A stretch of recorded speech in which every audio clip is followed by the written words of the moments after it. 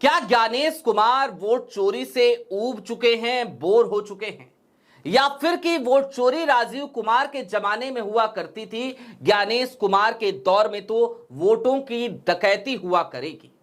और जरा सोचिए, कल की तारीख में देश के नेता प्रतिपक्ष ने एच फाइल रिलीज करते हुए वोट चोरी का ही तो आरोप लगाया था, लेकिन आज की तारीख यानी कि 6 नवंबर 2025 की तारीख, बिहार में पहले चरण का मतदान और पहले चरण के मतदान में ही खुलेआम वोट डकैती की तस्वीरें वायरल हो रही हैं। कुछ तस्वीरें आपको दिखाएंगे और एक ऐसी विधानसभा को एग्जाम्पल बनाएंगे जो वाकई में मुफीद समझी जा सकती है वोट डकैती के लिहाज से, जो क्रिस्टल क्लियर आपको बता देगी कि वोट डकैती की कैसे जा रही है। नमस्कार, मैं स्वप्निल और आप मुद्दा देख रहे हैं। दोस्तों, आगे बढ़े उससे पहले एक छोटी सी अपील है। मुद्दा इन दिनों एक गंभीर आर्थिक संकट से जूझ रहा है। हमारे मेन बैंक अकाउंट बीते कई महीनों से फ्रीज चल रहे हैं।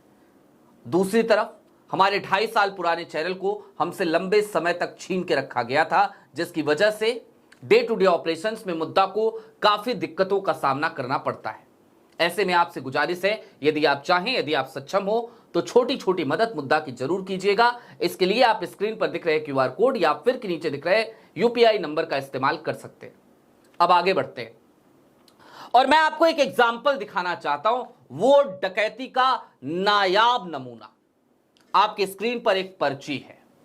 सुबह सुबह जब यह पर्ची मेरे पास आई तो मैं भी हतप्रभ था और मैं इंतजार कर रहा था कि मैं जल्द से जल्द स्टूडियो पहुंचूं तो आप तक ये पर्ची साझा करूं। और बात इस पर्ची से आगे की है, क्योंकि ये पर्ची सिर्फ एक नमूना है।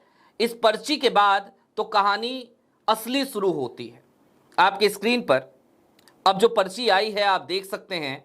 ये पर्ची है किसी और की नहीं बल्कि दीघा विधानसभा से प्रत्याशी हैं डॉक्टर संजीव चौरसिया, भारतीय जनता पार्टी के कैंडिडेट हैं। उनकी क्या खास है इस पर्ची में, समझ पा रहे हैं आप? ये वोटर स्लिप है। वोटर स्लिप क्या होता है? वोटर स्लिप मतदाताओं की सुविधा के लिए बीएलओज मतदाताओं को वोटर स्लिप मुहैया कराते हैं ताकि मतदाता को यह पता चल जाए इजीली कि पार्ट नंबर कौन सा है, ताकि जब वो पर्ची लेकर जाए तो वहां पर जो कर्मचारी बैठे हो वो इत्मीनान से उसकी पर्ची को देखते हुए निकाल लें और बता दें कि भैया यहां पे आपका है, चलिए यहां पे आप ट्रिक लगाइए, यहां पे आप अंगूठा लगाइए, यहां पे आप साइन कीजिए और जाइए मतदान कीजिए। वो होती है पर्ची, वोटर स्लिप। ये वोटर स्लिप ऐसा नहीं है कि सिर्फ बीएलओज ही आपको देते हैं। वोटर स्लिप दरअसल मतदान के दिन तमाम पार्टियों के बूथ एजेंट्स भी एक नियमित दायरे के भीतर बैठे रहते हैं। बूथों से एक नियमित दायरा होता है, उस दायरे के बाहर वो अपना बस्ता लगाते हैं। आपने सुना होगा। वैसे भी आप जागरूक दर्शक हैं तो मैं इतना तो मानता हूं कि आप मतदान की प्रक्रिया से परिचित होंगे। तो भारतीय जनता पार्टी जो पर्चियां वहां पर बांट रही है दीघा में, वो पर्ची बड़ी नायाब है जो आपने देखी।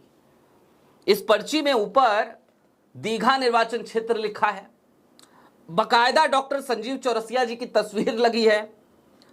उसके बाद 181 दीघा क्रम संख्या 3 कमल चिन्ह के सामने का बटन दबाकर भारी मतों से विजयी बनाए, यह भी लिखा गया है। और उसके बाद फिर मतदाता की डिटेल्स वहां पर साझा की गई हैं। यह है पर्ची दीघा विधानसभा की। अब सवाल इससे आगे का, वोट डकैती के लिए यह नायाब नमूना क्यों है? जरा सोचिए। आचार संहिता का उल्लंघन तो छोड़ दीजिए, वो तो है ही।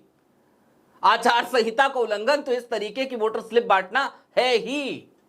इनकी तो उम्मीदवारी तत्काल प्रभाव से, अगर चुनाव आयोग जिंदा है, अगर ज्ञानेश कुमार की अंतरात्मा जगी हुई है, अगर ज्ञानेश कुमार जो बात कहते हैं ना बार बार, हम चुनाव आयोग हैं, हमारे लिए ना कोई पक्ष है ना कोई विपक्ष है, हमारे लिए तो सब समकक्ष हैं, ऐसी बातें कहते हैं ना ज्ञानेश कुमार पूरी ड्रामेबाजी के साथ, भाव भंगिमा लाकर एकदम चेहरे पर। अगर उनकी अंतरात्मा जगी हुई है तो ये पर्ची देखते उनको डॉक्टर संजीव चौरसिया की उम्मीदवारी नष्ट कर देनी चाहिए, खत्म कर देनी चाहिए, उनको चुनावी मैदान से बाहर कर देना चाहिए। दीघा में आज का चुनाव रद्द करा के दूसरे चरण के साथ चुनाव अटैच कर देना चाहिए डॉक्टर संजीव चौरसिया ने जो कृत्य किया है यहां पर। और मैं ये बातें क्यों कह रहा हूं, लेकिन इससे आगे बढ़िए, आचार संहिता का उल्लंघन से आगे का मामला है। दीघा विधानसभा की 2 क्लिप्स आई हैं, सुबह से वायरल हैं, जरा इन दोनों क्लिप्स को देखिए। क्या हुआ आपके साथ? मेरे पास सारा चीज है, डिजिटल मेरे पास है, लेकिन उन्होंने देने नहीं दिया। ये देख सकते हैं मोबाइल में। नहीं, डिजिटल के जमाने में ऐसा होगा ये तो मैंने सोचा नहीं। क्या कहा गया आपसे? कहा गया कि आप पर्ची लेके आए तभी दिया जाएगा। आपका नाम इलेक्टोरल रोल पर है? मैंने देखा, अभी जाके देख। आपके पास आधार कार्ड या कोई और आइडेंटिटी डॉक्यूमेंट और नहीं लाए हैं, लेकिन हाँ मेरे पास वोटर आईडी है। वोटर आई कार्ड है? वोटर आई कार्ड है। वोटर आई कार्ड एक बार दिखा देंगी मैम अपना? आपके पास वोटर आई कार्ड है? आपका नाम? विधानसभा की बात है और कहाँ पर? 181 है ना जी, वही है दीघा विधानसभा। दीघा विधानसभा यहाँ भी है, देख सकते हैं। तो आपके पास इलेक्शन आई कार्ड है, आपका नाम वोटर लिस्ट पर है, बट वोट नहीं करने दे रहे। ये क्या प्रॉब्लम हुई है? ये लोग ने रिसीट ही नहीं दिया। जो पर्ची आता है ना, एक पर्ची मिलता है और दूसरी जमा करना रहता है। हमारे पास डिजिटल है, हम लोग को डिजिटल भेजा गया था। और अंदर गए तो वो बोले कि उनको हार्ड कॉपी चाहिए, बट बीएलओ ने प्रोवाइड ही नहीं किया है, तो मैं कहाँ से हार्ड कॉपी दूँ? और ये वोटर कार्ड आप लेकर रखे यहाँ पे आई हुई थी और उसके बावजूद वो कह रहे हैं मेरा नाम भी एक टिक भी लगाया है, मेरा उसमें टिक भी लगाया है मेरे नाम पे, बस पर्ची में तो वोट कास्ट नहीं होगा। तो फिर हम जा रहे हैं, क्यों आए, कितने सब आए मैं वोट देने के लिए? अगर इनको कोई अगर इन लोगों को कोई प्रिपरेशन नहीं करना है तो फिर क्यों परेशान कर रहे हैं? आदर्श बूथ कह रहे हैं कि आदर्श 630 से आया हुआ इंसान। जी हां, मतदाता पहुंचे वोट देने के लिए और मतदाताओं को सीधे तौर पर यह कह दिया गया कि आपके पास वोटर स्लिप नहीं है तो हम आपको वोट नहीं देने देंगे, डिजिटल पर्ची है तो वोट नहीं देने देंगे।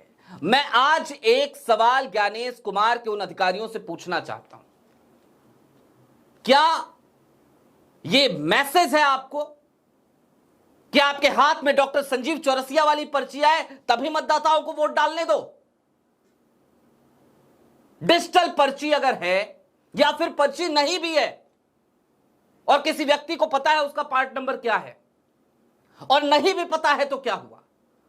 आपकी जिम्मेदारी है आप उसे मतदान कराएं। अगर वो अपना एपिक नंबर लेकर जा रहा है, अगर वो अपना वोटर आईडी लेकर जा रहा है, अपना आधार कार्ड लेकर जा रहा है, चुनाव आयोग द्वारा प्रस्तावित 12 दस्तावेजों में से कोई भी एक दस्तावेज लेकर जा रहा है तो आपकी जिम्मेदारी बनती है या नहीं बनती? तो अगर बनती है तो फिर ये वोट चोरी से एक कदम आगे बढ़ते हुए वो डकैती बिहार में सुबह सुबह क्यों शुरू हो गई है, ये एक बड़ा सवाल है। अब दोस्तों चलते चलते डकैती का एक और नायाब नमूना मैं चाहता हूं आपको दिखा दिया जाए। ईवीएम खराब होना ये सब खबरें आ रही हैं, आप कई जगहों पे देख रहे होंगे, लेकिन एक नायाब नमूना वोट डकैती का। और कल मुकेश सहनी ने लोगों से अपील करी, अपने समाज से अपील करी, मल्लाह समाज से अपील करी, लगभग फूट पड़े, रो पड़े, और आज की तारीख में उस समाज को मतदान करने से रोका जा रहा है। एक वीडियो देखिए। ये आप देख सकते हैं किस तरह से हजारों की संख्या है ये जो उस तरफ रहती है। 56 बूथ बताए जा रहे हैं कि 56 बूथ हैं और 56 बूथ पर यहाँ से लोग इस तरफ से उस तरफ, और साधन एक है सिर्फ ये नाव का, और सरकारी वोट जो उधर ले जाके खड़ी कर दी गई है इधर से नहीं है, और ये वोट देने के लिए बूथ तक जाने के लिए सिर्फ एक साधन है वोट, और ये रोक दिया गया है। ये देखिए किस तरह से सारी वोटों को ये प्रशासन ने अपने कब्जे में ले लिया है और यहाँ से रोका जा रहा है। क्या कहेंगे? कह रहे हैं कि हम लोग का नाम है देहात में, तो हम लोग वोट मांगने कहाँ जाएंगे? शहर में गाड़ी दे रहा है कि नहीं जाना है, वो पार्टी पुलिस गाड़ी दे रहा है, नहीं जा रहा है तो आप लोगों का बूथ उधर है, मरबो करेंगे। ये देखिए किस तरह से। जी हां, ये नसीरगंज घाट की वीडियो है, दानापुर क्षेत्र की, और यहां पर जो लोग नदी के उस पार है, जिनके पास एकमात्र साधन है बूथ तक पहुंचने का, क्योंकि बूथ नदी के इस पार है, वो है नाव। उनसे कहा जा रहा है नाव नहीं आएगी, नावों का संचालन बाधित किया जा रहा है ताकि वोटर उधर से इधर आकर वोट ना डाल सके। और इसके बाद भी इसके बाद भी सर्वनिरपेक्षता की पराकाष्ठा पार करते हुए ज्ञानेश कुमार आएंगे, बड़ी बड़ी बातें करेंगे, बड़ी बड़ी बातें। लेकिन आज बिहार की जागरूक जनता के साथ साथ इस देश की आवाम को, इस देश के जागरूक मतदाताओं को एक बात समझने की जरूरत आन पड़ी है। चुनाव आयोग आपके ही पैसों पे चलता है। इस देश का सारा सिस्टम आपके ही पैसों पे चलता है। वो जो हेलीकॉप्टर उड़ते हैं ना, जिन नेताओं को आप सुनने जाते हैं, और मैं कोई इसमें बंटवारा नहीं करूंगा किसका हेलीकॉप्टर किसका नहीं हेलीकॉप्टर, वो राहुल का हेलीकॉप्टर हो, तेजस्वी का हेलीकॉप्टर हो, या मोदी का हेलीकॉप्टर हो, या शाह का हेलीकॉप्टर हो, या नड्डा का हेलीकॉप्टर हो, सबका हेलीकॉप्टर आपके ही पैसों पे उड़ता है। तो जब सब कुछ आपके पैसों पे होता है तो फिर आपका सबसे बड़ा अधिकार है मताधिकार, और आपके उस अधिकार पर जब डाका डाला जा रहा हो तो आपको खामोश नहीं रहना है, लड़ना है, भिड़ना है, अड़ना है अपने बूथों पे और कहना है कि मेरा अधिकार है मताधिकार, तुम कैसे रोक लोगे? क्योंकि मैं चुनूंगा कि मेरा जनप्रतिनिधि कौन होगा। जनप्रतिनिधि कौन होगा? मालिक नहीं चुनना है, जनप्रतिनिधि चुनना है। और अगर कोई गलती से आपने ऐसा चुन लिया हो जो खुद को मालिक समझने लगे, बहुत सारे हैं आजकल तख्त नसी, सत्ता नसी, गद्दी नसी, जो खुद को मालिक समझ रहे हैं, तो उनको भी ये बात सनद रखनी चाहिए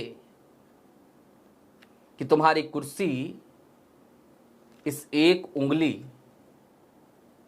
उंगली की मोहताज है। अभी के लिए दीजिए इजाजत। चलते चलते फिर वही अपील, चैनल पे नए हो तो सब्सक्राइब करते हुए जाइएगा, सक्षम हो तो छोटी छोटी मदद मुद्दा की जरूर कीजिएगा। बहुत शुक्रिया।